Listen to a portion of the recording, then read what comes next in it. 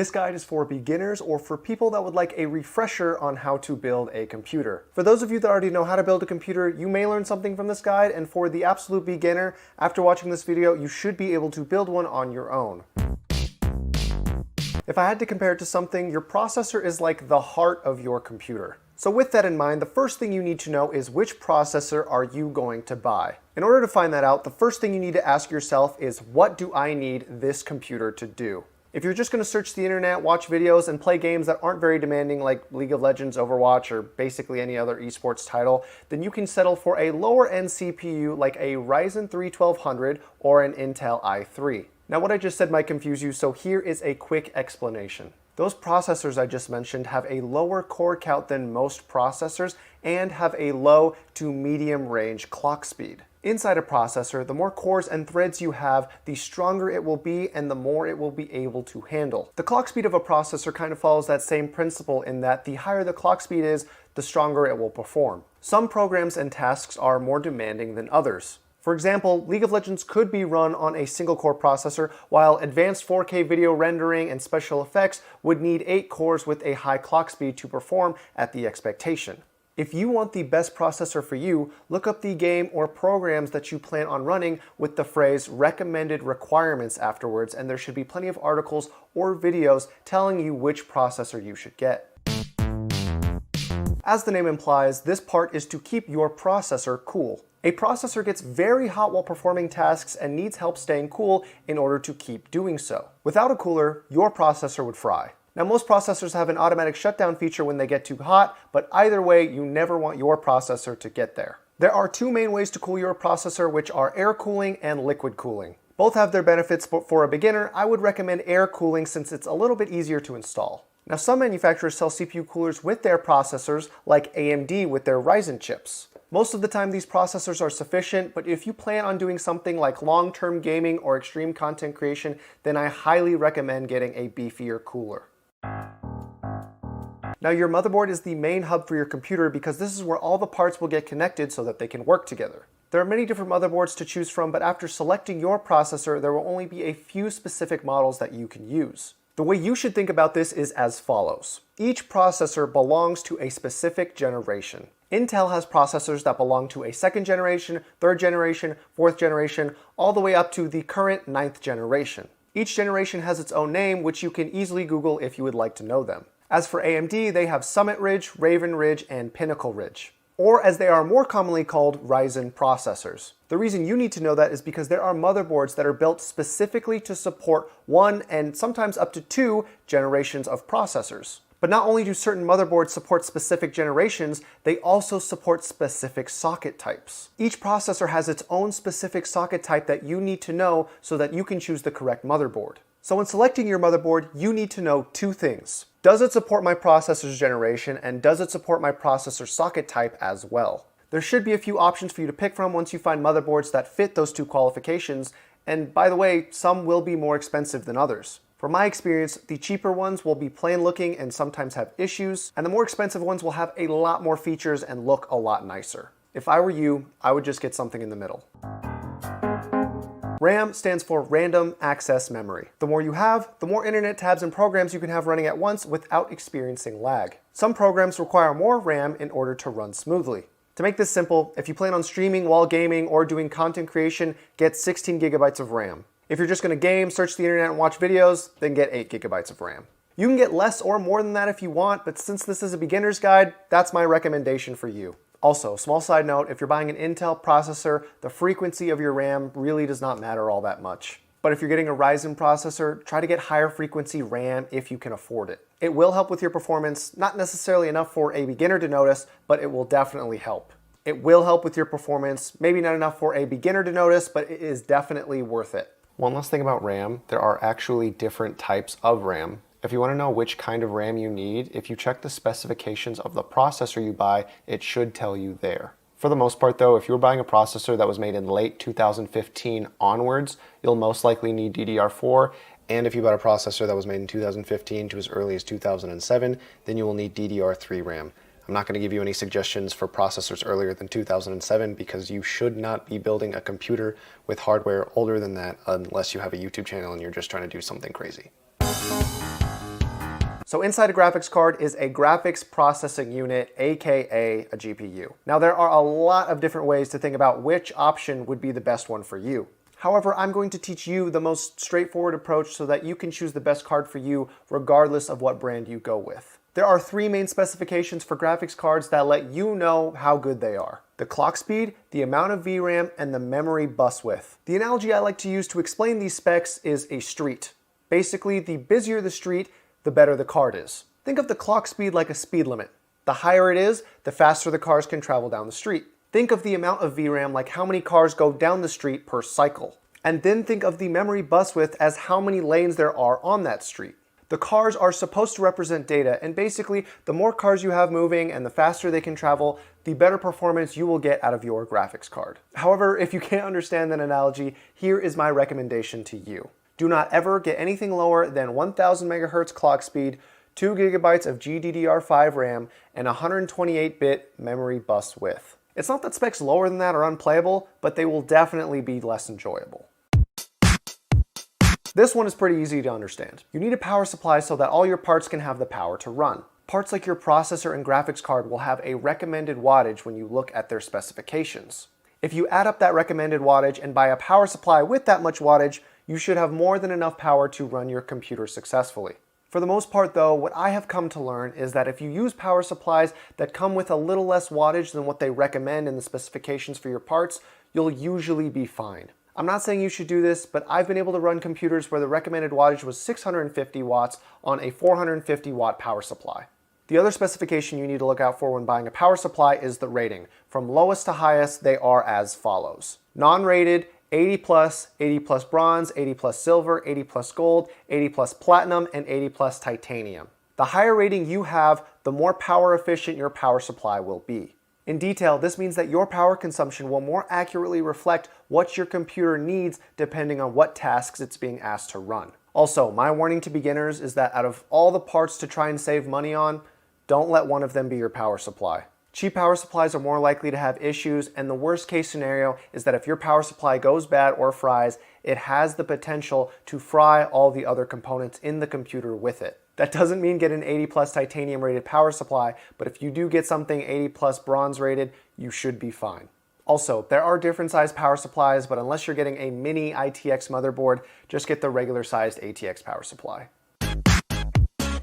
Now notice I wrote drive, not hard drive. In this day and age, what you want your computer's operating system to work off of is a solid state drive. Long story short, this will make the turning on and off and the load times of your computer significantly faster. Now, if you like storing a lot of photos, videos, or other files, then yeah, you can get a hard drive for additional storage, but if you don't, just buy a solid state drive. And in case I didn't just make this clear, you can have multiple drives inside your computer. This is the glue you will be using to keep your CPU cooler on your processor. The reason we specifically use thermal paste is because its compounds make it better for heat transfer. The other reason we use it is because on a microscopic level, the lid of your CPU and the base of the CPU cooler have cracks that the human eye cannot see. What the thermal paste does is it helps fill up those cracks for a more clean heat transfer from the CPU to the CPU cooler. Now, before you pick the prettiest case you can find, you need to make sure that your case will fit the motherboard you selected as well as all the other components. Now, unless you're getting a giant graphics card or CPU cooler, you pretty much don't have to check the specifications for either of those. If you got an eATX or ATX sized motherboard, then you will need an ATX sized case. If you got a micro ATX sized motherboard, then you will need a micro ATX sized case. And finally, if you got a mini ITX sized motherboard, you will need a mini ITX sized case. Now, most ATX sized cases will actually support micro ATX and mini ITX motherboards as well. However, if you do end up getting a giant ATX sized case with a mini ITX sized motherboard, your build is going to look really silly when you have all of your components crushed into a corner and the rest of your case empty with nothing inside of it. After you get the right size, there are a lot of other features to consider before actually buying your case. For the most part, read the reviews and see what people are saying about the cases you're interested in so that you can see if it's a good fit for you. But the one thing I highly recommend you look for built into your case are SSD mounting brackets. Otherwise, you will have to buy one separately. Now, I hope I can safely assume you are a man or woman or non-binary of culture and are going to get Windows. There are a few sources where you can get a licensed key for cheap, like scdkey.com. If you use my code KY1, I don't get any money for it. It's literally just there to help you guys save money, and eBay and other online markets. However, if you want, you can get an unactivated version from Microsoft's website for free. Disclaimer, this is not illegal, no matter how many dumb people in the comments try to convince you otherwise. It is not stealing or pirating Windows, which I do not support, by the way. Now, that should be enough explaining. I've got all these parts behind me. Let's get into the actual building process. Okay, so because this is a beginner's guide, not gonna go too crazy in depth on why we do certain things while we're building, but I just hope that you guys will trust what I'm saying, has a reason behind it, and you should pretty much do it almost all the time unless there is some absolute genius in the comment section who says otherwise. We're taking our motherboard out of the anti-static bag and we're gonna place it onto the box of the motherboard. The reason we put it on top of the box is because there are pins back here that we do not want to scratch or break. Plus, we don't have to worry about scratching up a table if we just put it here on the box. Static electricity is the #1 killer of computer components. I mean, maybe not the #1 killer, but it definitely can happen. If you are very nervous or scared about that happening to you, it is unlikely it does, but it can happen. You can get one of these. They're called anti-static wristbands. How they work: strap it onto your wrist, clamp this onto metal that would keep you grounded so that no static electricity can travel through your body. Unless you're dancing on carpet in socks, you really shouldn't be worried about static electricity. But if you want peace of mind, they cost like $6. I'm not using this. I just thought I would show it to you just in case you want to get one. We're getting our processor. Sorry that mine's a little dirty. It's used. I got an i5-6400 from Intel. This is a 6th generation processor and its socket type is 1151. This motherboard is a Z170 by, I think, Gigabyte? Yeah, by Gigabyte. Based off of those numbers, I personally know that this motherboard is an 1151 socket and supports 6th generation and up to 7th generation Intel processors. If you want to know just off the top of your head like I do, what I highly recommend you do is search what generation processor is compatible with what motherboards. Now, because this is a Z170, the Z indicates to me that this motherboard is overclockable. This processor is not overclockable. Some of you might think that's a waste of money, but like all my other parts, I got this used for a very good deal. So I'm using what I have available to me.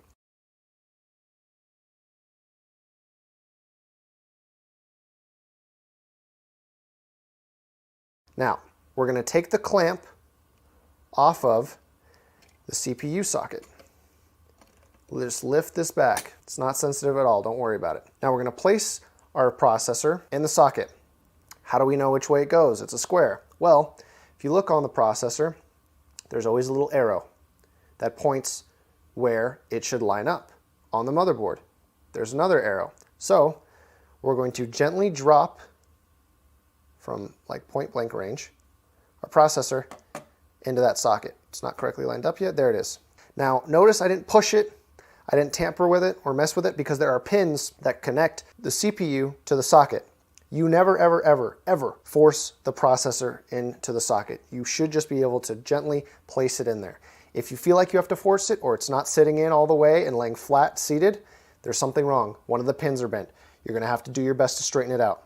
But since that isn't the case for me, I get to now put the clamp on and firmly keep our processor in place. Next thing we're doing, these are the RAM slots. Because motherboards these days are fairly nice, this isn't just, painted red and painted black to fit the color scheme. I mean, it does do that. But you'll see these are dual channel RAM slots. Now I could go on about that, but just know that because they're color coded, if you get a dual set of RAM sticks, which you typically should, you will place the RAM sticks into the corresponding colors. Since I know I'm going to be working with a fairly large air cooler, I'm going to give myself a little bit of space, and I'm going to take the RAM sticks that I have here, and I will line up the pins and gently place them in here. This CPU cooler is going to be pretty large, so I want to give myself that extra little bit of space if I need it. So you look at the brackets, there should always be a way to open them. This side does not pop open, so it's a one side open for the bracket. Most new motherboards work like that. And I'm gently placing it in the DIMM slot, is what we call this, and pushing it all the way in until I hear that click. Both sides. Now I know that my RAM is correctly placed inside the DIMM slot. And push it in until I hear that on both sides. So now that I know my RAM is correctly placed inside the motherboard. Next thing we're moving on to is the case. Put this to the side. Now, you might be wondering, why does this case have a see-through panel? Well, tempered glass and looking inside your build these days is kind of a trend. It's very popular. It looks nice, you know? I like my cases that way. If you want to get one that way, there should be a lot of cases like that for you to choose from. So, looking inside this case, again, this is used. Yours will be brand new. They'll have the case wires wrapped up nicely for you. This case is a nicer one. It's by Corsair. I don't remember the specific model name off the top of my head. I know it's an expensive one. This one comes pre-installed with nice Corsair cases. 2 in the front, 1 in the back. Now what we're looking to do is mount our motherboard inside this case so that we can continue building. But the first thing you want to do, because I always forget this step whenever I'm building by myself, that I/O shield that came with your motherboard, this little thing, you're going to pop this in and you're going to place it in between the case and the motherboard. If you want, a nice and easy way to do it would be to kind of place your motherboard in the case and try to pay attention to where these line up with the outputs of your motherboard. I can tell that mine are going to go in this way. And I'm going to pop this in here through the side. Now I know you're not getting a good angle, but what I want you guys to know is that when you are putting this thing in, it's a little rectangular shape. It's got these little silver wedges on the outside that are meant for you to pop in to the case, and when you get it right, you should hear a little pop. Still push. See, like that. See, I'm pushing. There we go. Now I can seat my motherboard. Now some cases will make you screw in these little raised bits before you can screw down your motherboard. So that's where I know I'll be able to put a screw through my motherboard to line up with these little screw bits. I've got 6 here. I could definitely put in another one. I'm a little bit lazy. I usually don't put in every single screw through to my motherboard. You probably should do that, and I'm showing you bad practice. So I'm making sure that my outputs on the motherboard line up with the I/O shield, getting all the case cables out of the way first. Make sure that they're pushed through the side. And what I'm checking for here is to see if the outputs on the motherboard are going through the I/O shield correctly and that the holes line up correctly so that I can screw through into the case. Most cases will come with a bag full of screws. Not most, all should. And what you're going to look for is the screw that it's got a circular base with a hexagon screw head. And it works with a regular Phillips head screw or screwdriver. So what I'm going to do now is I'm going to put this screw in right where I see the hole lines up. We'll start in the corner, gently trying to get the screw in there. And it's threading. So now I'm just going to screw that down until it doesn't go any further. Perfect. Now I've got one down. Now what you want to do when you're screwing these down is you want to go on diagonals if you can, because what's going to happen with motherboards, especially if you're working with smaller micro ATX motherboards, is that if I just started screwing all on one side, what's going to happen is the plastic that holds this motherboard together is going to start curving upwards, and it's going to be very difficult to screw down the other side. So in order to avoid that, I'm going to take this screw and screw it down diagonally on the other side so that I don't get one side completely popping up. Screw it down. We're going to fit off this diagonal now.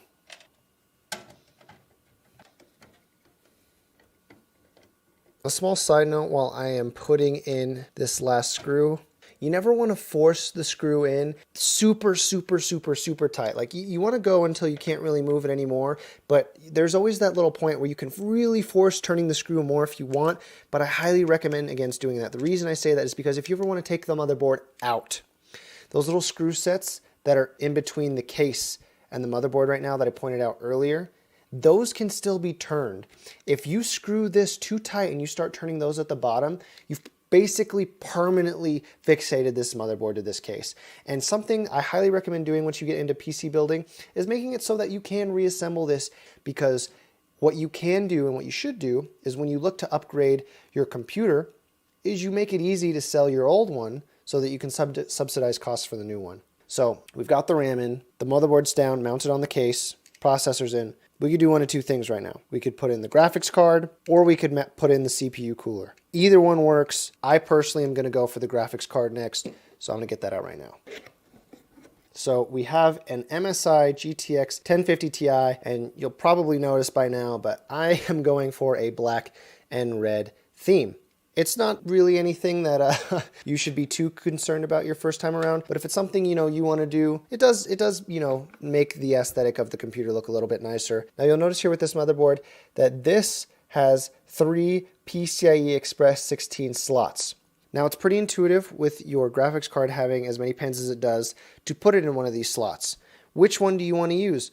Well, as long as it says PCIe X16, any of them will work. If it says anything lower, like it does here, PCIe X8, you want to avoid that. It'll lower the speed of your gaming performance just a little bit. I'm not going to go too into detail with that. That's something you can look up in another video. But see, I can notice here it says PCIe X16, so I want to put it in here.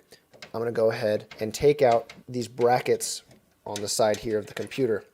You can unscrew them by hand, but it's easier with a Phillips head screwdriver. So I make this mistake all the time. It's not really that big of a deal, but I misjudged where the graphics card would line up in terms of these little brackets. So since I'm working with a nicer case, I can actually unscrew them and screw them back in. If you're working with a cheaper case, you will notice that sometimes with these little brackets, you actually have to break them off and can't unscrew them like I'm allowed to right now. If you have that, and that's your situation, what you want to do is make sure and line up by placing the graphics card somewhat near where you're going to put it in, that it matches up to the correct brackets that you're going to break out. So you don't have to break out any of the brackets that you don't need to, because you don't want like holes in your computer that you don't need to be there. All right, so I just made a mistake. I realized that the cooler we are using for our processor actually has a back part that needs to go on the back of the motherboard before I can mount the heatsink of the cooler on top of our processor. Fortunately, I haven't gone too far into this build, so what I'm going to do now is I'm going to unscrew all 6 of the screws that we've used to mount down our motherboard into the case and try to gently slide that bracket into the back so that I can put the CPU cooler onto the processor when I get time. So this isn't the first time I've made this mistake, but this is a good teaching moment. I hope that you guys know when you're building a computer, you will have these little slip-ups. It will be a little bit frustrating, but don't beat yourself up too much. It happens to everyone. This is probably like my 30th build, and I've forgotten to do it now. So if you forget to do it on your first one, not a big deal.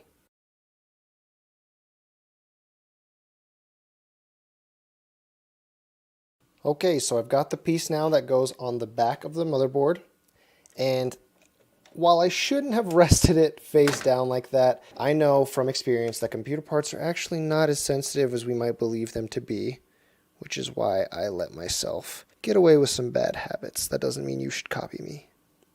So now that I've gently placed them through those holes, I'm going to flip it back over while holding it in place, and I'm going to keep these holes in place now by screwing them down with the parts that came for the CPU cooler. Now, your CPU cooler might be a little bit different from the one that I'm using, but for the most part, it should operate in generally the same way. There may or may not be a back piece that you have to clamp in there from the back before you screw it down, before you can mount your heatsink.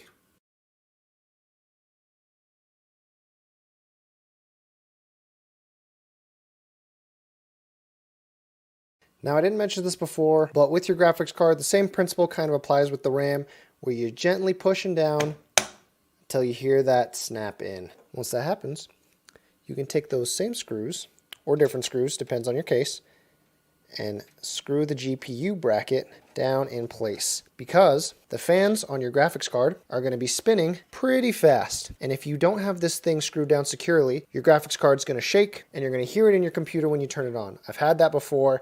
It gets very annoying very fast. So make sure this thing is in a secure position. So now the next step you would believe that you would want to put in the CPU cooler, the heatsink, and the fan that go with it, but we're not doing that yet. The reason we're not doing that yet is because I'm going to show you guys all of the different connections really quickly that still have to be made. So we have a case fan connection here. We have the CPU power here. We have the CPU cooler right there, the 24-pin motherboard power connector here, potentially another system fan here. We have the USB here, and we have some case connections for the panel right here. Now, like I noticed up here, if I put in this giant heatsink, and this isn't even all of it, this is the fan that still needs to be attached to the side. If I put this in right now, it would not be easy at all to reach back here and put those extra connections in. So what I'm gonna do to make this a little bit easier on myself is I'm gonna open up the back side of this case now, and I'm gonna start installing our power supply so that I can correctly cable manage everything the way that I want it as best as I can before I put in our CPU cooler. So your case might be bigger. There might be more space for your hands up here if you were to install your CPU cooler before plugging everything in. But I'm noticing here that's not going to be the case for me. So I'm going to go ahead, install the power supply, make sure I have all my connections made to the motherboard the way that they need to be. So power supply, let's unbox it. Now it should be pretty intuitive where this thing's going to go. We're going to take this, put it at the bottom of the case. Now, there's a big debate sometimes. Well, it's not too big of a debate. Most of the times, people would say the fan should actually be facing downwards so that any dust gets blown out through the bottom of this ventilation system in the case. However, you have to take into consideration the airflow coming into your case and the airflow leaving your case. Now, if I look at the fans here, I can tell that because the blades, they're kind of showing this way instead of this way, I guess concave, convex, I don't know which one it is, but because the fan blades are bent like this, I know that air is going to be sucked in and blowing this way into the computer. And if I look at the two front panels, because they're faced like this, pointing outward, I know that air will be blowing out through here. So the only air coming into this system is actually right here. So if I really wanted to, I could flip this fan face up like so, but I know how good Corsair fans can be. And I know that if I really feel like I'm lacking airflow, I can install some more fans up here. So what I'm gonna do is install the power supply with the fan facing downwards. Every case is pretty much the same. There are 4 very obvious screw holes that you need to line up for your power supply on the side. 1, 2, 3, 4. They're pretty much all directly in the corner. It is very obvious where these screws should go. So once you got your power supply lined up with the rectangular hole, screw the screws in.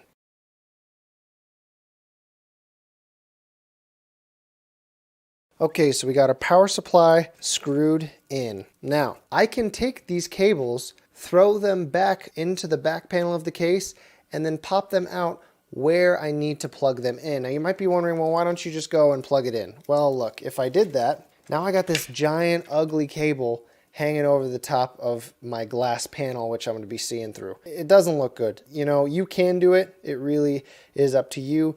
But like me, once you start to really like and enjoy PC building, you don't really want to settle for mediocre. So what I'm going to do is I'm going to pick out the cables that I'm going to do first. So I'm actually going to go up with this tougher one here. So I'm going to get my 4-pin CPU connector, and you'll notice that they write on here CPU right there. So I'm going to loop it back through this rubber protective grommet and then bring it back up here so we don't have a long cable sitting in our way. You need to take off the back panel, so follow along as I do this.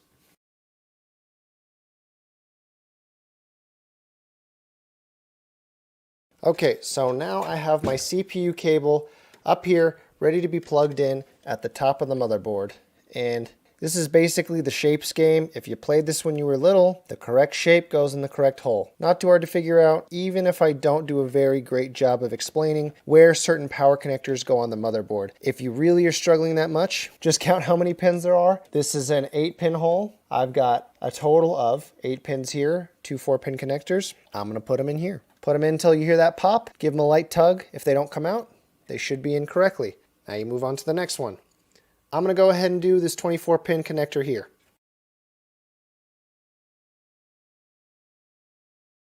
All right, got the 24-pin connector ready to be put in. Now you'll notice most 24-pin connectors like this, they go 20-pin, 4-pin. It's a little weird. Sometimes it's hard to handle. But because we properly planned plugging our cables in before installing our CPU cooler, we have plenty of room to wiggle around and make sure that we plug everything in correctly. Another connection we need to make is for our graphics card. Now, not all graphics cards require power. You can tell right here by looking at this 6-pin connector that this one needs power. So what I'm going to do is I'm going to look for a VGA cable right here. See that this one has 6 pins? That's what we'll be connecting into here. Okay, so this only needs one 6-pin connection for this graphics card. Some need 2. I'm going to go ahead and plug it in, and you'll notice that now we kind of have this little ugly other 6-pin hanging off here. The reason this is here is, like I said, some graphics cards need so much power that they need 2 6-pin connectors. Now I don't like this just randomly hanging off like that. It looks kind of ugly. Could you cut it off? Yeah, I mean you could, and this would work fine, but then you'd have to worry about exposed wires. Now I'm going to take one of these twisty ties that basically come with every computer package you'll ever buy and just gently lay this cord next to the other and tie it off. Looks a lot better already. Now that I've gotten all of our power supply connections to the motherboard, processor, and graphics card, all that's left is to make sure I have all of the case cables connected to the motherboard as well. We'll do this one. This one's pretty simple. This is for the USB ports at the front of your computer. And if you have a newer motherboard, which I really encourage you to get, it's really easy to line this up. Like I said, shapes game. But most of them just really big inside the port say USB 3.0. So go ahead and find one that's very comfortable for your cable and just pop it in there. Very simple. All right, so now we're going to be doing what I think to be the hardest part in a computer build process, which are the panel connections. They are the skinny, tiny little connectors that come from your case, and there'll either be 3 or 4 of them, and they'll read off as HDD LED, power switch, power LED, and the optional one that is sometimes there, not always there, is the reset switch. Now, in newer, nice motherboards, they'll have a nice little like kind of rainbow color coding to show you where they should go. On older motherboards, they do not have that. And sometimes they don't even do what this motherboard says, where really big on the board, it says panel. So it tells you where it should be. What these cables do, they give your power button a little ring light to let you know when it's been turned on or off.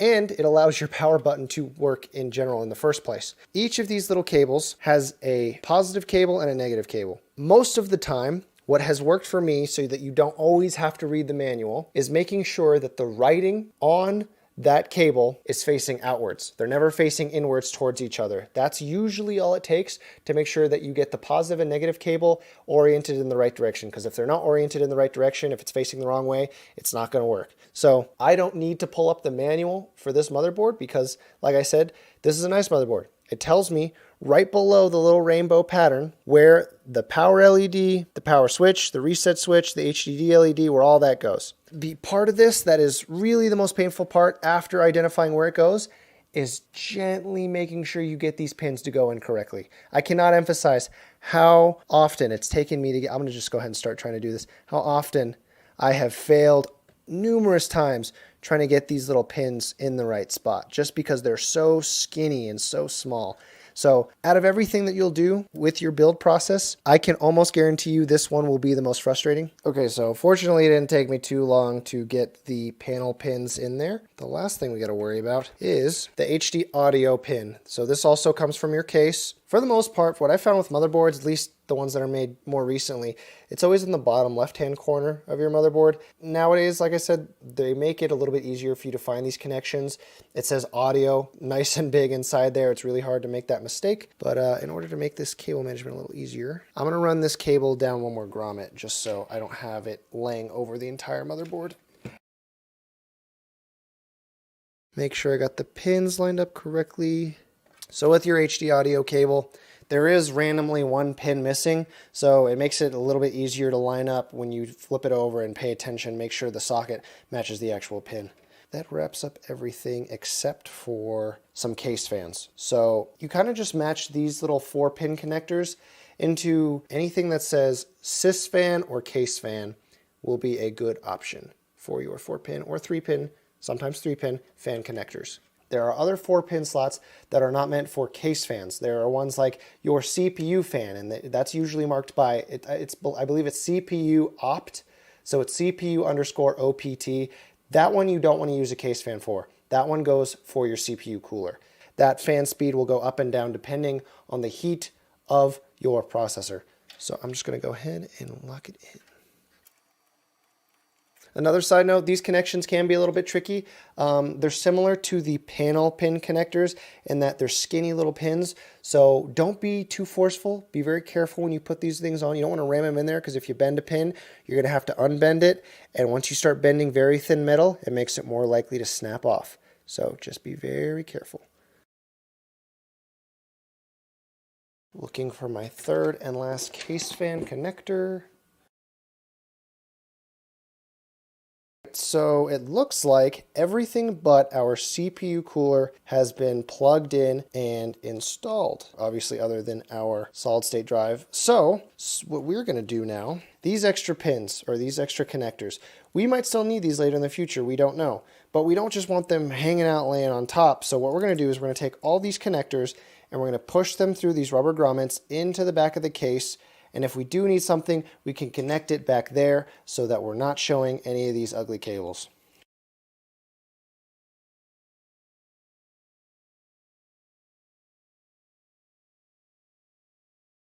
So I know that we will need these SATA connections. You can tell that they're SATA by the little L when you look inside the pins.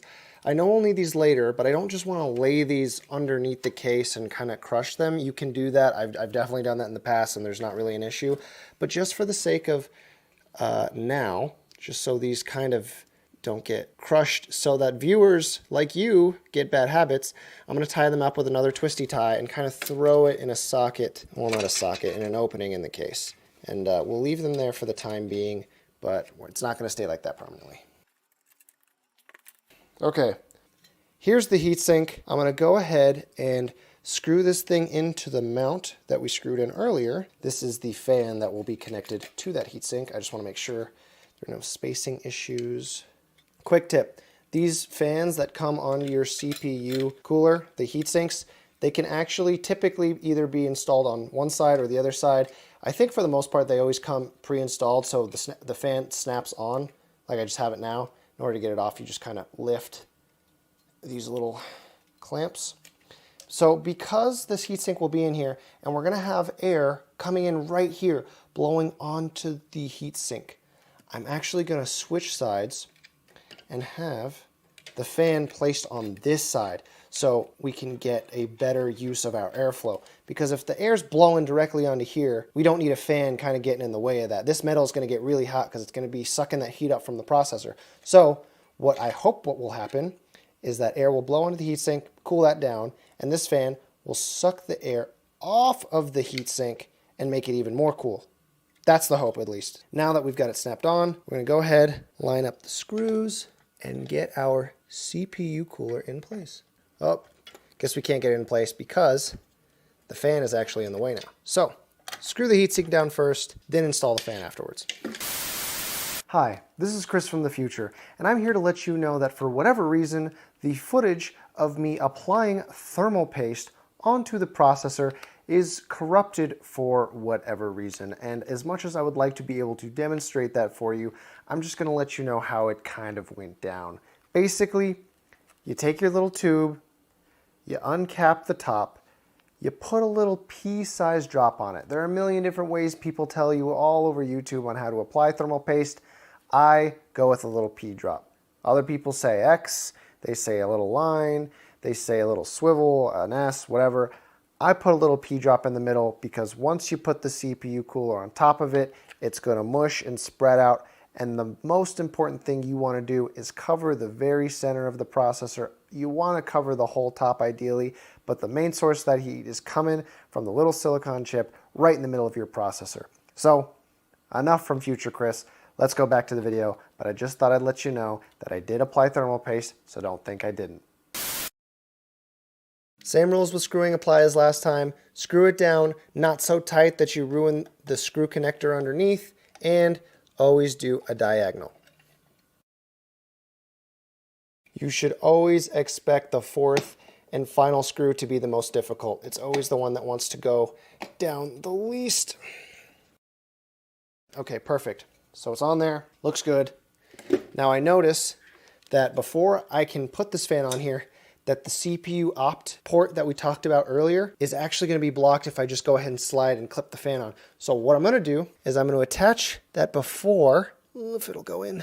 Yeah, I'm going to attach that before I snap the fan onto the heatsink. Make sure that you always plan ahead when you can in PC building, because it will pay off dividends and it will save you headaches, I promise. Looks like it's clipped on pretty safe. I'll try to tuck this wire away as best I can. And everything looks pretty good. We've almost got a fully built computer. The only thing left, the drive, our solid state drive. Now, I'm sorry again if I'm confusing you guys with the packaging of, like, you know, my processor or my solid state drive. I always get my stuff, not always, but most of the time when I'm doing builds for you guys, I get my stuff secondhand. Saves me a ton of money. So let me go get some scissors. I'll cut this bad boy out and we can wrap up the build. So remember, like I talked about before, when it comes to looking at the features of your case, well, you'll notice that there are no brackets that you can see that fit this drive. Real quickly, we're going to check the back. Oh, look at this. Lucky us. So this case actually does come with some solid state drive brackets. As you can see, they will fit our 2.5-inch solid state drive.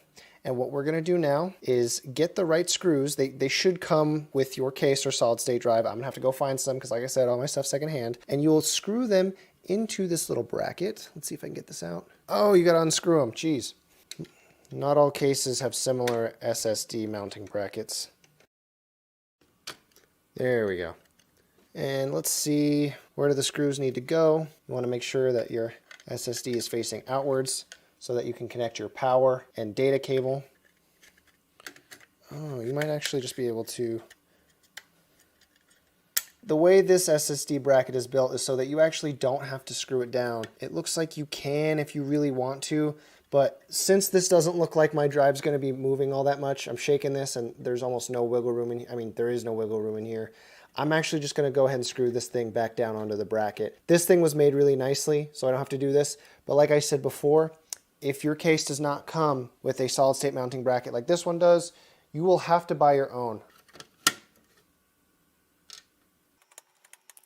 Okay, if this is our drive, if this is where our operating system is going, how do we connect that to the rest of our computer? Well, you need two things. You need to be able to power it, and you need to be able to get data from it. So here, it's called a SATA cable. This is the smaller one. The smaller one is for data. So we're going to go ahead, connect this cable through here, and then before I line it up through the grommets, I'm going to check to see where the other SATA cable port is on the motherboard before I go and do that. But like we said before, we also need the power cable. So I'm going to undo this twisty tie that I did earlier, hold these cables for me. So let's see, we have a few, but I'm going to go ahead and use this one because I think it'll give me the best possible control later for when I actually want to tie all these cables up in the back. So you go it in all the way. I heard it pop, or not pop, but snap into place. Now be careful. These SATA cables, these L brackets are very easy to break. You break this thing, you're going to have to get a new one. They're not easy to fix. They're just a pain in the ass once they break, so make sure you don't break it. I'm going to look for where a SATA port is. They're right here. Sometimes they're stacked up on the side. You don't look down directly at them. They're coming in from an angle. I need to slide my SATA cable through.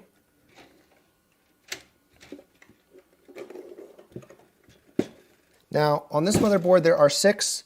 You can typically plug them into any one. It really doesn't matter. So I'm going to try and get this into port 0. Boom. Got that into port 0. And technically, right now, if we plug this computer in, everything should work. But before we do that, because I'm going to teach you guys how to build a computer the nice looking way, we got to manage all these cables. Now what I do most of the time is I take all these things, and if I can hide them and they don't show when I'm looking through them in the front panel, it's like they don't exist. But I'm going to do a little bit of a better job here, and I'm going to try and tie these off with that one little twisty tie. So these cables line up here pretty decently. Under here, wrap these bad boys up, clip that off to the side, lay them over here. Now they're not so loose. The SATA cable and the CPU fan, you know, they're not going to flop around too much. This cable management, for me, it's not perfect. I'm not going to be plugging in any more drives to this build. So now I'm going to take my back panel, which we removed earlier, put it back on, slide it in. Perfect. Take those two screws, flip this bad boy back over. So everything looks good. So now we put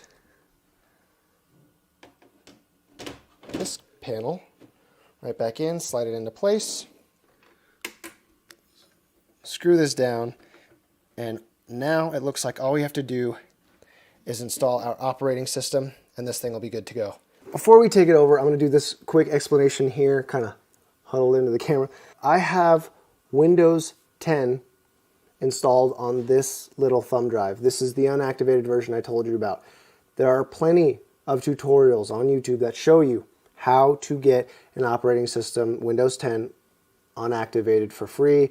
The one specific tutorial that will be best is actually made by Nerd on a Budget by Danny Lee.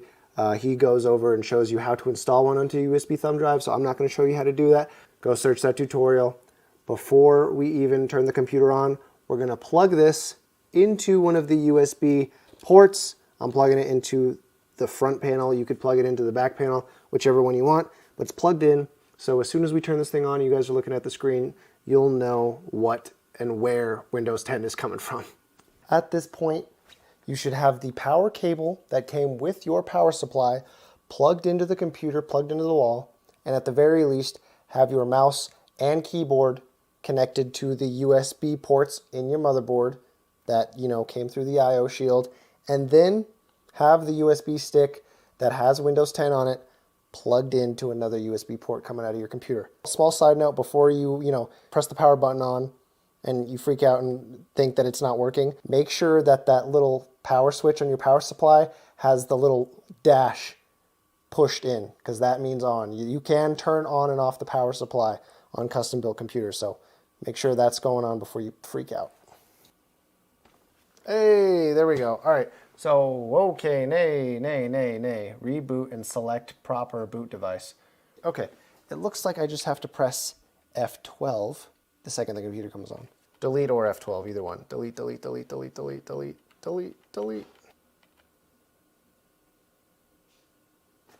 Perfect. Okay, so we're going to the BIOS tab in the UEFI, and boot option 1 right now is the SSD, which it should be most of the time. But right now, since there's nothing on it, it won't boot anything. So we're going to choose our boot option number 1, and we're going to select it to USB disk, because that is what our operating system's on. And then boot option number 2 is now our SSD. So with that, we're going to move up to save and exit.